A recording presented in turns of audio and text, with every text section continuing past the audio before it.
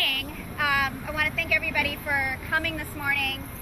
We are here as a coalition of neighbors in South Berkeley that live close by, regularly walk here with our children, walk to the grocery store, and just want to be super clear that we are in support of the encampment remaining safely without any raids, so that people have somewhere to sleep in their tents, especially in light of the rain and the cold.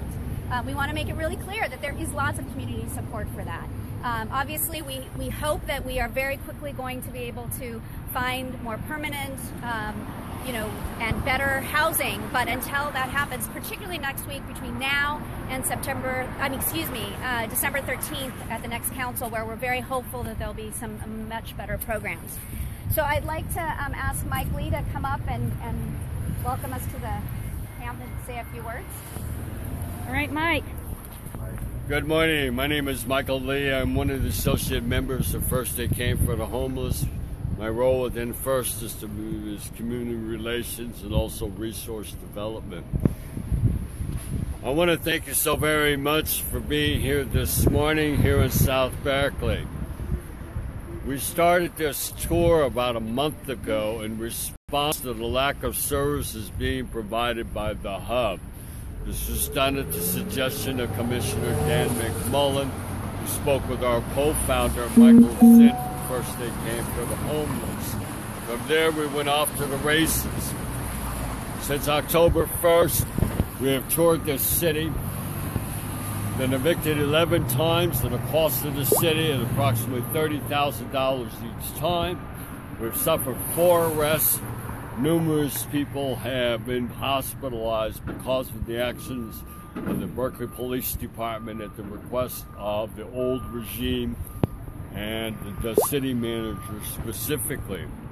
Very impressed with this gathering today, because last year, if you would have told me we'd be standing here in South Berkeley with the support, the actual physical numbers that we have here today, I would have said that's possible.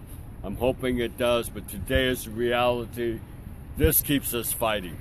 Within this encampment, the population is overwhelmingly an elderly population that suffers from severe disabilities as defined by the American Disabilities Act. We suffer from homelessness, which is an economic condition because we do not have the economic resources to be able to purchase housing that is within our means. We are certainly supportive of Mayor Aragine's proposal next Tuesday. This is something that is very surprising, but it shows what can happen with political will and common sense. We have now a city council led by a mayor that is going to do the right thing, that is going to use common sense, that is going to be driven by social justice and not profits for the developers.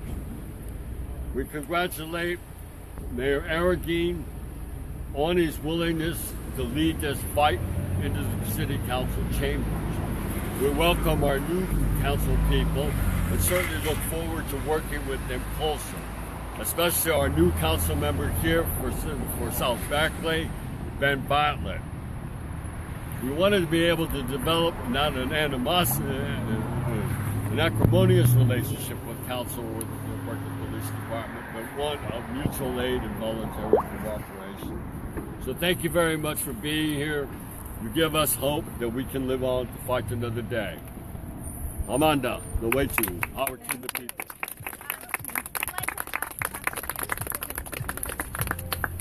Good morning, I'm Pastor Tony Hughes from the Paul AME Church here in Berkeley, joining with the community in calling for our city to do more to help our homeless population. Every major world religion has an ethical component, and of course even those who are non-religious, most of them speak to the same because of the poor ethics of the church sometimes, but still want to lift up that ethical component. Well, here we are in the wealthiest nation in the world, and we don't address our homeless situation. Here we are in Berkeley, the most livable city in the country, and we're not doing enough to address our homeless situation. So we're calling upon our entire community to look and see what's going on here. Some would say, well, this is an economics issue and not an ethics issue. Well, since when are ethics and economics separated from one another? Indeed, I believe they should go together. If your money and your resources are being used to help the people that need it the most, then you can't claim that you have ethics. So we looking to come together to help these persons, to at least treat them civilly and humanely, so that they don't have to live in the way that they live. Yes. Thank you very much. Thank you. I'd like to ask Ms. Richie if she would come forward and share a little bit of, speak on behalf of the neighbors and your experience. Good morning. I'm Richie Smith. I reside in the Adeline corridor, the Alcatraz, Ellis, Martin Luther King corridor. And I've been there in that area since '49. I've seen this area come and go. It's going again. But we must come together, form a huge, strong alliance to take care of the things that's happening in this community, and most of all, these homeless people. I visit them practically every day and have dialogue with them, and people in the community need to and should come out here and visit them and see what's going on and not go on hearsay and what they think. It's not like you think it is. These are human beings. These are our sisters and brothers, our friends, our neighbors, and they've fallen on hard times. And you must stop and think, here go I. I'm just a step away from being in the same shape they in if this rent and stuff keep going the way it's going. So we need to help them. We need to look out for them. And we have a new city council, new people in the city. I feel that will work with us, listen to us, and not turn a blind eye to us and hear what we have to say, because we're out here in the streets and alleys and what have you, experiencing this stuff, and we know what's going on out here. Right. I'd like to read a statement that I have here. Community peace. Our harmonious actions inspire peace among others. We are not alone. We are part of a worldwide community, and it is up to us to create peace, spread love, and kindness. We can look for ways to make a difference in our community, home, and environment by taking every opportunity to show compassion, understanding. Our actions have a direct impact on others around us and around the world. Let love and compassion be our guide in our actions. Pass along positive thoughts. We are all in need of a hand up, a kind word, a smile, a hug, food, warm coat, a safe place to rest.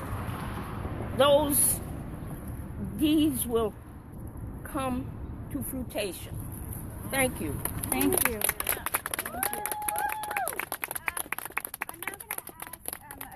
Osha Neuman to speak for a few minutes and kind of give us a little context on how the prior policy that the prior administration had been imposing is problematic. My name is Osha Neuman. I'm an attorney at the East Bay Community Law Center, which is the largest legal services provider in the East Bay and has an office right on the Adeline corridor, 1 block away from here. So we are neighbors. And we'd be very happy to have people here. We're happy they're here. If they want to move down so they're right across from us, we'd be happy for that also. We're not happy with what Berkeley has been doing to people. I mean, it's beyond not happiness. As lawyers, as people concerned with the Constitution and civil rights, it's been extremely troubling to see the city of Berkeley treating these people in a manner that is not only inhuman, but is also unconstitutional and in violation of the law. They have taken people's property and destroyed it, thrown it into trash, taken it to the trash dump.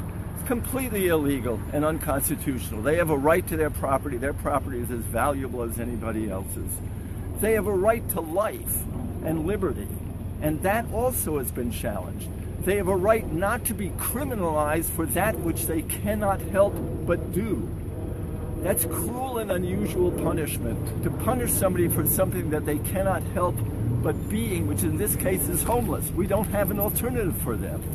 So we are making them into criminals perforce, not because of their will, but because of what we are doing to them. It's really pathetically sad that this is what Berkeley has been doing. It is heartening that it may change. It's enormously heartening that the community is here in support of the people who are homeless, because they are part of our community, and saying they are part of our community and saying it loud and clear to the powers that be is what is going to be needed to bring about some sort of change. Thank you very much. Thank you.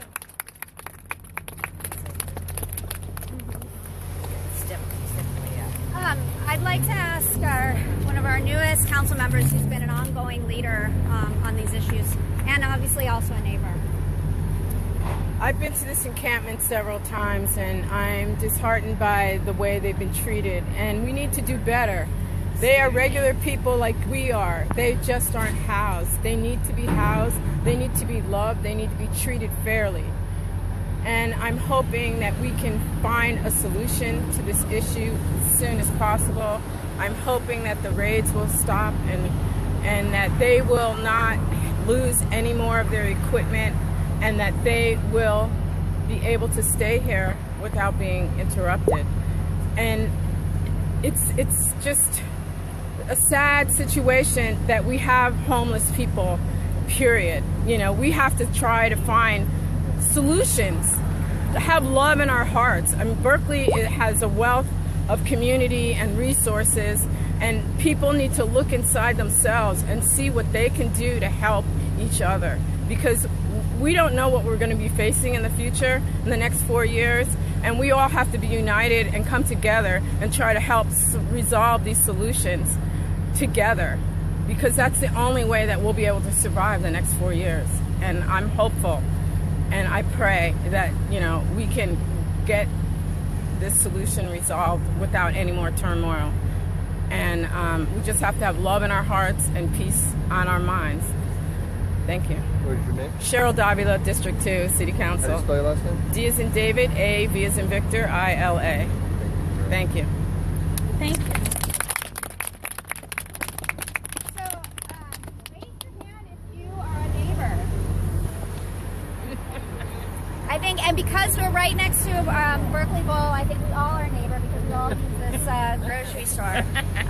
I think it's just really important to emphasize that the community supports maintaining this encampment here until minimum until the 13th without any raids, when the city council is going to hopefully take more action, but up until the city is able to offer a space, an encampment where people can lawfully go, which is part of an important part of what they're going to be proposing on the 13th.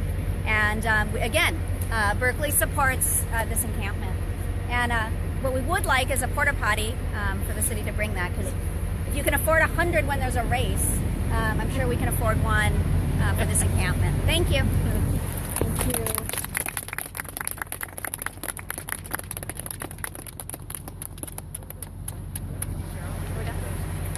Okay. Let me just say that one of the members of Friends of Adeline is a nurse practitioner, and she's done a health survey of the encampment, and we have copies of that available for the press. And if anybody else would like a copy, just let me know, and I'll send. You have one in your press packet, okay? And we'll get them to you. So if you want a copy of, and it's pretty profound. Olivia doesn't like to talk. Well, I can. So.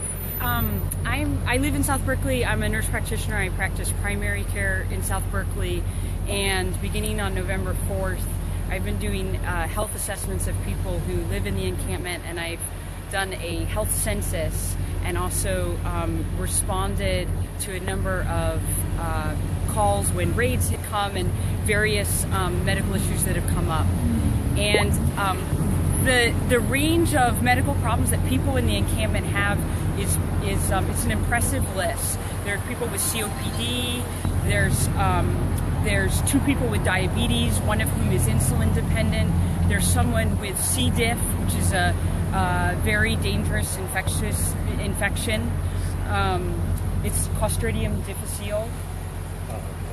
There's people here who have urinary frequency, incontinence of bowel, have chronic diarrhea, and do not have easy access to bathrooms. There are people here with musculoskeletal injuries who are reliant on canes and wheelchairs. So every time that the encampment is raided or they have to go recover their things, they have tremendous obstacles just with getting their things back. At one particular raid that I was present at, someone here whose medical history I'm particularly familiar with and is very sick, had all of his medical supplies taken. And I begged a police officer to please give them back, and he did. However, had I not been there, this is somebody who cannot go without their medications, and his mobility is extremely compromised. So the raids are defenseless. They're inhumane. What the city has a responsibility to improve the health of people who live in the city of Berkeley, including homeless people, and instead it's doing the opposite. So I've put together a census and some observations and recommendations, which I can give to whoever would like to see them. Again, they're in the press packet if people already got them. What was your name again? Olivia, deBree. Thank you. Are they in all of the press packets? Olivia, how do you spell your last name? Oh, it's lowercase d-e, capital B. Space? Okay. No space. Capital B-R. Thank you. Thank you. I totally like that. And that was something difficile? Yeah. It's in there? It is, yeah. I'll find it. Yeah. I'll find it. Yeah. I don't know if we will.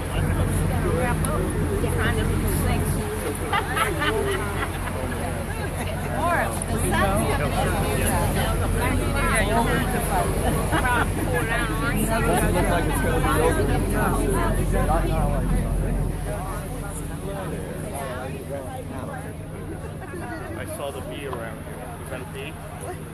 Are you allergic? Yeah. They'll go.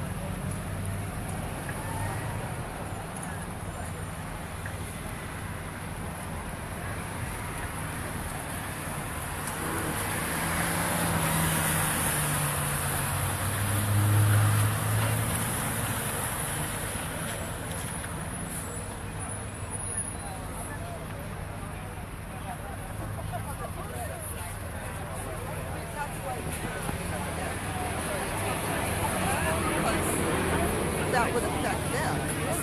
The votes.